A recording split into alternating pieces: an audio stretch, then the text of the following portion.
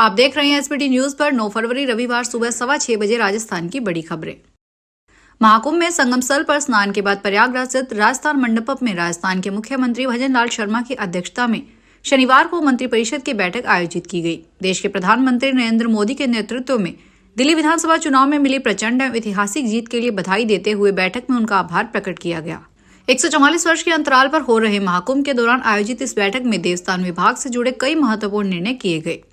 मंत्रिपरिषद की बैठक में देवस्थान विभाग के प्रत्यक्ष प्रभार श्रेणी के 390 मंदिरों एवं आत्मनिर्भर श्रेणी के 203 मंदिरों में सेवा पूजा, भोग प्रसाद, उत्सव पोशाक, जल एवं प्रकाश सुरक्षा, संचालन व्यवस्था आदि के लिए भोग राग को दोगुना करते हुए 3,000 रुपए प्रति मंदिर प्रतिमाह किए जाने का निर्णय लिया गया।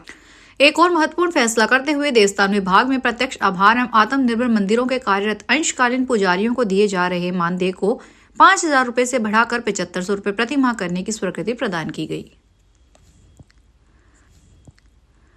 दिल्ली विधानसभा चुनाव में भाजपा की जीत के बाद पीएम मोदी ने भाजपा हेडक्वार्टर में कार्यकर्ताओं को संबोधित किया। उन्होंने अपने भाषण की शुरुआत यमुना मैया की जय के नारे के साथ की। उन्होंने कहा, आज दिल्ली में दिल्ली के लोगों में एक उत्साह भी है और सुकून भी है। उत्साह विजय का है, सुकून दिल्ली को आपदा से मुक्त कराने का है। आपने दिल खोलकर प्यार दिया, मैं दिल्ली वालों को नमन करता हूं। मोदी ने कहा कि आपके इस प्यार को विकास के लॉन्ग रूट पर हम लौटाएंगे। दिल्ली के लोगों का ये प्यार, ये विश्वास हम सभी पर एक कर्ज है। दिल्ली के डबल इंजन सरकार दिल्ली का डबल तेजी से विकास करके ही कर्ज चुकाएगी। इससे पहले भाजपा अध्यक्ष जेपी नड्डा ने पीएम मोदी का स्वागत किया। दिल्ली की 70 सदस्यीय विधानसभा के परिणाम में भारतीय जनता पार्टी ने 48 सीटों पर जीत के साथ 2/3 बहुमत हासिल कर लिया है। चुनाव आयोग की ओर से जारी परिणाम के अनुसार भाजपा के 48 और आम आदमी पार्टी के 22 उम्मीदवारों ने जीत हासिल की है, जबकि कांग्रेस इस चुनाव में अपना खाता भी नहीं खोल पाई। दिल्ली विधानसभा की 70 सीटों के रिजल्ट शनिवार को आए। भाजपा ने 27 साल बाद स्पष्ट बहुमत हासिल किया। भाजपा ने 48 और आम आदमी पार्टी ने 22 सीटें जीती है। दिल्ली विधानसभा चुनाव 2025 में राजस्थान के मुख्यमंत्री भजन लाल शर्मा की चुनावी रणनीति भाजपा के लिए गेम चेंजर साबित हुई। जिन 11 विधानसभा सीटों पर उन्होंने प्रचार किया था, उनमें से 11 पर ही बीजेपी ने जीत दर्ज की है। बता दें, राजस्थान के मुख्यमंत्री और भाजपा के स्टार प्रचारक भजन लाल शर्मा ने 27 जनवरी से 2 फरवरी तक दिल्ली में जमकर प्रचार किया। उन्होंने 11 जनसभाएं की और प्रवासी राजस्थानियों को साधने के लिए विशेष बैठकें भी आयोजित की। उनकी रणनीति का असर ऐसा रहा कि भाजपा ने इन 11 में से 11 सीटों पर जीत हासिल की। अमेरिका से भारतीय युवाओं को डिपोर्ट करते वक्त बेड़ियां डालने के मुद्दे पर प्रदर्शन कर रहे यूथ कांग्रेस के नेताओं पर लाठीचार्ज के विरोध में कांग्रेस ने शनिवार को बीकानेर में कोर्ट गेट पर विरोध प्रदर्शन किया। इस दौरान भाजपा सरकार के साथ ही पुलिस प्रशासन के खिलाफ जमकर नारेबाजी की गई। शनिवार सुबह 11 बजे से ही कांग्रेस कार्यकर्ता कोर्ट गेट पर एकत्र होना शुरू हो गए। धीरे धीरे पुलिस बल भी बढ़ता चला गया। शहर व देहात कांग्रेस ने एक साथ मिलकर यहां विरोध प्रदर्शन किया। पुलिस के खिलाफ जमकर नारेबाजी की गई। राजस्थान के मुख्यमंत्री भजन लाल शर्मा और मध्य प्रदेश के मुख्यमंत्री मोहन लाल यादव ने शनिवार को प्रयागराज में महाकुंभ के पावन संगम तट पर आस्था की डुबकी लगाई। इस दौरान राजस्थान के कैबिनेट मंत्री और विधायक भी उनके साथ मौजूद रहे। संगम स्नान के बाद सीएम भजन लाल शर्मा ने भगवान सूर्य को अर्घ्य दिया और मां गंगा की पूजा अर्चना की। मुख्यमंत्री भजन लाल शर्मा सहित लगभग सभी मंत्री विधायक शनिवार सुबह जयपुर से विशेष विमान के जरिए प्रयागराज पहुंचे। वहां पहुंचने के बाद उन्होंने संगम तट पर हनुमान मंदिर में पूजा अर्चना की और फिर महाकुंभ में स्नान किया। शादी में मायरा भरने की प्रथा को लेकर राजस्थान का नागौर जिला फिर से चर्चा में है। 3 भाइयों ने अपने भांजे भांजी की शादी में 1,51,00,000 रुपए नगद, सोने चांदी की ज्वेलरी और शहर में 2 प्लाट समेत करीब 3 करोड़ रुपए का मायरा भरा। जब भाइयों के साथ परिवार के लोग थाली में कैश ज्वेलरी लेकर पहुंचे तो ग्रामीणों की भीड़ जुट गई। मामला जायल तहसील के फरदोड गांव का है। जिले के साड़ोकन गांव निवासी हरनिवासा खोजा, रामदयाल खोजा और हरचंद खोजा की ओर से यह मायरा भरा गया है।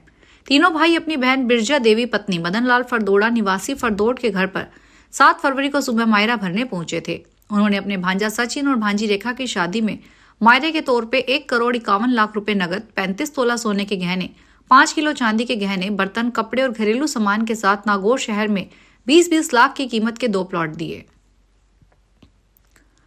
दिल्ली में आम आदमी पार्टी की हार के बाद पंजाब में राजनीतिक समीकरण बदलेंगे। आप सुप्रीमो अरविंद केजरीवाल के अब पंजाब के मुख्यमंत्री बनने की कोशिश करने की बातें कही जा रही है। मीडिया रिपोर्ट्स के अनुसार कांग्रेस के वरिष्ठ नेता पंजाब को मध्यावधि चुनाव के लिए तैयारी करने के लिए कमर कसने को कह रहे हैं। कांग्रेस नेताओं ने कहा कि जब जरूरत उन मतदाताओं से फिर से जुड़ने की है जो आप में चले गए थे। इसमें कांग्रेस की आंतरिक गुटबाजी को सुलझाना और राज्य इकाई के भीतर एकता को बढ़ावा देना शामिल हो सकता है। मीडिया रिपोर्ट्स के अनुसार कांग्रेस अब पंजाब में आपके शासन खामियों को उजागर करने में बड़े स्तर पर अभियान चलाएगी। इसमें अधूरे वादों, कानून व्यवस्था या आर्थिक चुनौतियों जैसे मुद्दों पर ध्यान केंद्रित किया जाएगा ताकि आपको अप्रभावी दिखाया जा सके। जन जन के आराध्य देव बाबा श्याम का मासिक मेला माघ की शुक्ल पक्ष की एकादशी 8 फरवरी से शुरू हुआ। मेले में देश भर से लाखों श्रद्धालु लगदातार के दरबार में हाजिरी लगाने पहुंचेंगे। मेले को लेकर श्री श्याम मंदिर कमेटी ने तैयारियां पूरी कर ली है। वहीं सुरक्षा को लेकर पुलिस सहित होमगार्ड और सुरक्षाकर्मी तैनात किए गए हैं। बाबा श्याम के लखी मेले में गत वर्ष चले खाटू मेले की तुलना में इस बार व्यवस्थाओं में काफी बदलाव किया जा रहा है। इसी तर्ज पर मेला के दौरान भी वीआईपी दर्शन बंद रहेंगे। इस बार मेला के दौरान पैदल मोबाइल पार्टियां भी बनाई गई है। 12 दिवसीय वार्षिक फाल्गुनी मेला 28 फरवरी से शुरू होगा, जो 11 मार्च तक चलेगा। राजस्थान के राज्यपाल हरिभाऊ बागड़े ने महिला शिक्षा को बढ़ावा देते हुए आह्वान करते हुए कहा कि लड़कियां किसी से कम नहीं, वे हर क्षेत्र में ज्यादा आगे बढ़ रही हैं।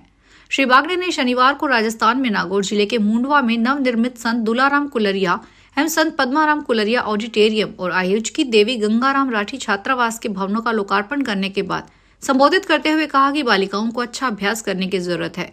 भारत में दुनिया भर में सबसे अधिक प्रतिभा थी और अब भी है।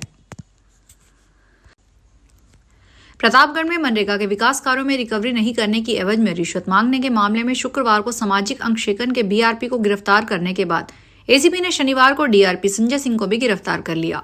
अब तक की जांच में सामने आया है कि डीआरपी संजय सिंह पंचायतों से अवैध वसूली का काम बीआरपी कन्हैया लाल के जरिए करवाता था। पूछताछ में बीआरपी कन्हैया लाल ने कई अहम खुलासे किए हैं। एसीबी ने दोनों अधिकारियों के ठिकाने पर छापेमारी कर उनकी संपत्ति की जांच शुरू कर दी है। इस मामले में एक और बीआरपी बापूलाल का नाम भी सामने आया है, जिसकी गिरफ्तारी जल्द की जा सकती है। एसीबी अब डीआरपी संजय सिंह के संपर्क और उनकी पूरी कार्यप्रणाली की जांच में जुटी है। बाड़मेर जिले के गुड़ामलानी ब्लॉक आलपुरा ग्राम पंचायत घुमंतु परिवारों के लिए आवंटित प्रस्तावित भूमि पर अतिक्रमण हटा दिया। शिकायत पर स्थानीय प्रशासन व पुलिस ने अतिक्रमण हटाने की कार्रवाई की। अतिक्रमण कर बैठे लोगों ने विरोध भी किया। उनका आरोप है कि प्रशासन ने हमें किसी प्रकार का कोई नोटिस नहीं दिया है। आनन फानन में आज हमारे घर बिखेर रहे हैं। विकास अधिकारी अशोक कुमार गौड़ का कहना है कि ग्राम पंचायत की ओर से नियमानुसार नोटिस दिए गए हैं। दरअसल राजस्थान सरकार के घुमंतु परिवारों के लिए आबादी भूमि भूखंड दे रही है। जयपुर के सीतापुरा में एरिस लाइफ साइंसेज की ओर से आयोजित एक अनूठी पहल में देश भर से आए 500 त्वचा विशेषज्ञों ने सोराइसिस के प्रबंधन में वजन नियंत्रण के महत्व को उजागर करने के लिए 2 किलोमीटर की वॉकथॉन में हिस्सा लिया। इस कार्यक्रम में फिटनेस आइकन मिलिंद सोमन मुख्य अतिथि के रूप में शामिल हुए। वैज्ञानिक अध्ययनों से पता चला है कि सोराइसिस रोगियों में मेटाबॉलिक सिंड्रोम की दर 39.3% की पाई जाती है, जो हृदय रोग, स्ट्रोक और टाइप 2 मधुमेह जैसी गंभीर बीमारियों का कारण बन सकती है। शोध में यह भी स्पष्ट हुआ है कि मोटापा और सोराइसिस में समान सूचक कारक पाए जाते हैं, जिससे अधिक वजन वाले लोगों में सोराइसिस के लक्षण और भी गंभीर हो सकते हैं। राजस्थान आवासन मंडल द्वारा बने फ्लैट, विला और भूखंड खरीदने का इंतजार कर रहे लोगों के लिए सुखद खबर है। मंडल द्वारा जयपुर में 160 फ्लैट्स जल्द ही बनाए जाएंगे। मंडल जल्द ही इनकी आवेदन प्रक्रिया भी शुरू कर देगा। यह निर्णय शुक्रवार को नगरीय विकास विभाग के प्रमुख शासन सचिव वैभव गलरिया की अध्यक्षता में परियोजना समिति की बैठक में लिया गया। राजस्थान आवासन मंडल मुख्यालय में हुई इस बैठक में आधा दर्जन से ज्यादा प्रकरणों पर विस्तार से चर्चा कर आवश्यक दिशा निर्देश दिए गए। गालरिया ने बताया कि जयपुर के मानसरोवर सेक्टर 5 में विभिन्न आय वर्गों के लिए 160 फ्लैट्स, सेवारामपुरा टोंक में 5229 भूखंड, देवली टोंक में 1070 आवासीय भूखंड और देवाली उदयपुर में 200 आवासीय व 7 मिश्रित भूखंड उपयोग की योजना का अनुमोदन भी कुछ आंशिक संशोधन के साथ इस बैठक में किया गया है। यह योजनाएं आम जन के लिए जल्द ही धरातल पर उतारी जाएगी। चूरू के मेडिकल कॉलेज में एक सामान्य विवाद ने गंभीर रूप ले लिया है। निर्माण कार्य में लगे मजदूरों के बीच तेज आवाज में गाना बजाने को लेकर शुरू हुआ विवाद मारपीट में बदल गया। इसमें 3 लोग घायल हो गए। घटना में उत्तर प्रदेश की हीरा देवी, पार्वती और बिहार के रोशन को चोटें आई है। सभी घायलों को तत्काल गवर्नमेंट डीबी अस्पताल के इमरजेंसी वार्ड में ले जाया गया, जहां डॉक्टर और नर्सिंग स्टाफ ने इसका इलाज किया। फिलहाल बड़ी खबरों में इतना ही। ताजा खबरों को देखने के लिए चैनल को सब्सक्राइब करें। देखते रहिए एसपीटी न्यूज। धन्यवाद।